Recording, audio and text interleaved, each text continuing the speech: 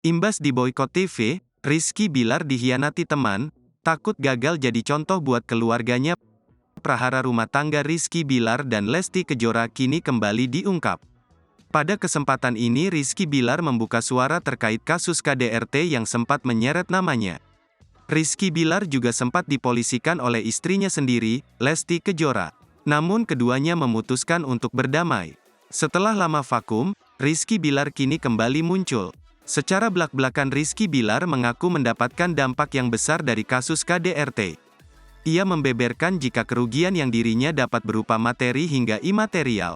Kalau bicara impactnya ke keluarga gue, bagi diri gue, istri gue, kerugian secara materi maupun imaterial, ucap Rizky Bilar, dikutip dari kanal YouTube Curhat Bang Denny Sumargo, Jumat, tanggal 10 Maret tahun 2023.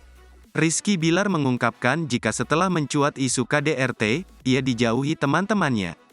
Suami Lesti Kejora ini sangat terluka dengan sikap teman-temannya. Tak hanya teman-teman yang menjauhinya, Rizky Bilar juga mengatakan jika banyak karyawan yang berkhianat dengannya. Seperti yang diketahui, imbas dari kasus KDRT yang ia lakukan, Rizky Bilar juga harus diboikot dari TV. Rizky Bilar saat ini belum diperbolehkan untuk tampil di acara televisi karena kasus yang sempat menyeret namanya.